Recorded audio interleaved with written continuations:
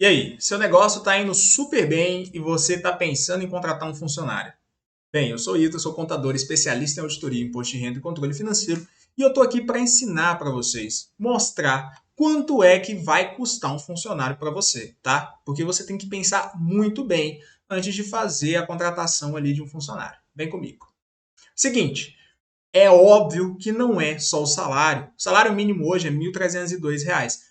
Se você for pagar apenas isso, você ainda vai pagar mais 50% de taxa, de encargo social, de provisão para 13º e férias, entre outros gastos. Então, tenha isso em mente. Você, MEI, que vai ter um funcionário, ou você do Simples Nacional, que está pensando em contratar um funcionário, tenha isso em mente, tá bom? Vamos lá. Vou pegar um exemplo de salário mínimo, mas isso daqui é um percentual, então você vai poder aplicar esse percentual em cima de qualquer remuneração que você pense em pagar. O salário base hoje é R$ 1.302. E aí você tem que provisionar algumas coisas para poder saber como que é. Mensalmente, o empresário ele vai fazer o pagamento do INSS, que é no importe de 11%. Obrigatoriamente, ele vai fazer o pagamento desses 11% aqui. E aí, ele vai ter também o FGTS. É só o FGTS que é 8%. Mas aqui eu já coloquei com a multa. Por quê?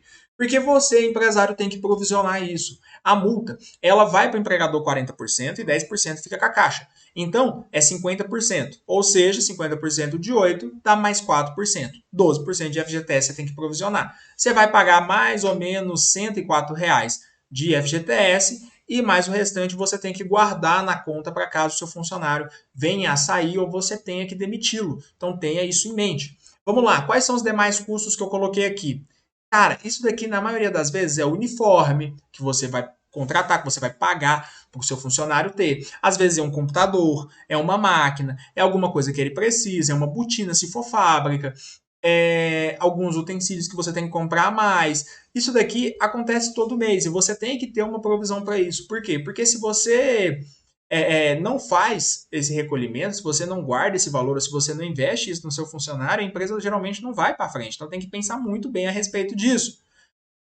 E aí a gente vai para as provisões mensais, 13º e férias. Por que, que tem que provisionar? Cara, isso daqui você já vai ter que pagar para o seu funcionário.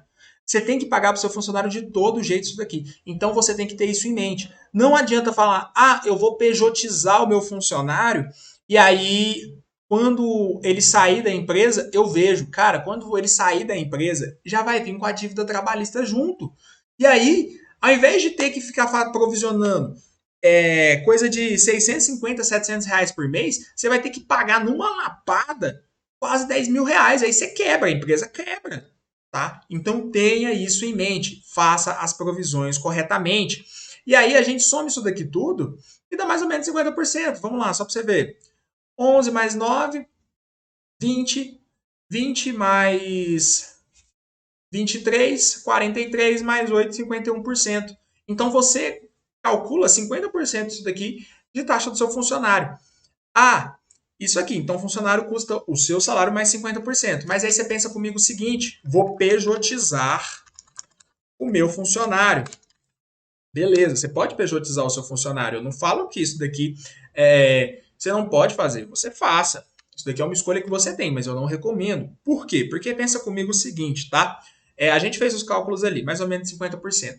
43% é certeza que você vai gastar, tá? Os outros 8% não é, mas 43% é certeza que você vai ter que pagar para o seu funcionário. Então, fique atento a isso. Aí a gente vai pegar o seguinte aqui. Vamos pegar uma pessoa que geralmente você não pejotiza o peão. Você pejotiza o profissional intelectual. É um engenheiro que vem trabalhar na sua empresa, às vezes um arquiteto, é um cara que trabalha com informática, é um cara assim que você vai fazer a pejotização dele. Não vai ser qualquer tipo de profissional. Então vamos pegar um profissional que ganha aí R$ 3.000 para a gente exemplificar, porque eu gosto de dar exemplo aqui nos vídeos. E aí, a gente sabe que deveria ser guardado 43% por mês de salário desse cara. E aí você pega 43 vezes 3, a gente vai colocar mil, R$ 1.300. R$ 1.300 você teria que guardar por mês, tá? Do salário desse cara. E aí, Esse cara pega, sai da empresa e ele sai com raiva de você, tá? Esse cara sai com raiva de você e ele entra lá na Justiça do Trabalho. E aí você tem que estar ciente de uma coisa, meu jovem mancebo, meu pequeno garfanhoto. Na Justiça do Trabalho, o juiz ele vai prezar não é pelo bolso do empresário, ele vai pesar pela primazia da realidade. É um princípio do direito trabalhista. Ele quer saber a realidade. Poxa, pensa comigo o seguinte: esse profissional intelectual que você contratou, ele era subordinado, tá? Você mandava nele, ele batia ponto. Ele recebia salário, tá? Ele era oneroso. Só ele podia fazer o trabalho dele. Era pessoalidade, tá? Cumpriu esses três requisitos aqui, é funcionário, não é prestador de serviços. Tenha isso em mente. Quero contratar um prestador de serviço? Contrate. Deixa o cara trabalhar a hora que ele quiser, deixa o cara entregar apenas o produto, não faz o cara bater ponto, porque isso daí configura relação trabalhista. Ainda que não existam os outros pressupostos, dependendo do tipo de subordinação, isso já configura relação trabalhista. Mas beleza, vamos continuar nosso exemplo. Pejotizei meu funcionário. Coloquei ali R$ 3.000 aos 43% que eu sou obrigado a pagar. Esse cara ficou na minha empresa por um ano. Vamos calcular. A gente pensa assim, 13 vezes 13 dá 169. Então, 13 vezes 12 vai dar R$ 15.600. Poxa, R$ 15.600 que você deveria ter recolhido. Isso daqui já deveria estar na conta do funcionário.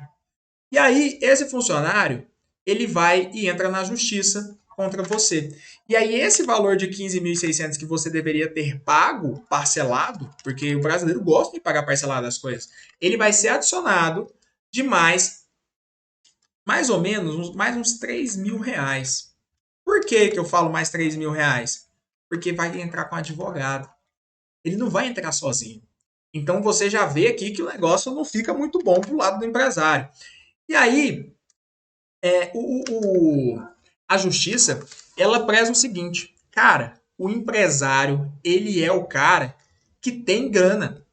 A justiça entende isso. Ah, mas eu não ganho tudo isso. Cara, a justiça entende. Você sabe por quê? Porque para você manter um funcionário, você já parou para pensar que o salário que você paga, ele mantém a casa dele? Entendeu? Ele mantém a casa dele. Então a justiça entende que você tem grana. E aí ela vai fazer você pagar esse valor bem aqui de 18.600. Ah, eu parcelo. Cara, vai parcelar em, sei lá, 6 vezes. Vai fazer um acordo e vai pagar em 9 meses. E aí você vai continuar mantendo as suas atividades empresariais, pagando outro profissional para fazer esse trabalho. Então pensa muito bem. Cara, não vale a pena você ficar pejotizando seu funcionário. Se você tiver um, ah, mas e se eu tiver mais de um funcionário? Cara, aí depende. Você tem que fazer um cálculo para ver quantos vão entrar. Você tem que fazer um cálculo para verificar se isso daí é pejotizado ou não. Entendeu? O ideal é que você contrate o cara como prestador de serviço. Não contrata ele como funcionário e pejotiza. Isso daí é uma segurança. O cara ele já é funcionário, ele não é empresário. Empresário é você. Você assume o risco do seu negócio. Entendeu? Então pensa muito bem a respeito disso. Conversa com seu contador para ver se realmente vale a pena. E não se esquece, hein? Funcionário custa para sua empresa o salário dele e mais 50%. Muito obrigado. Se inscreve aqui embaixo, deixa seu like. Muito obrigado pela atenção, tá? Valeu!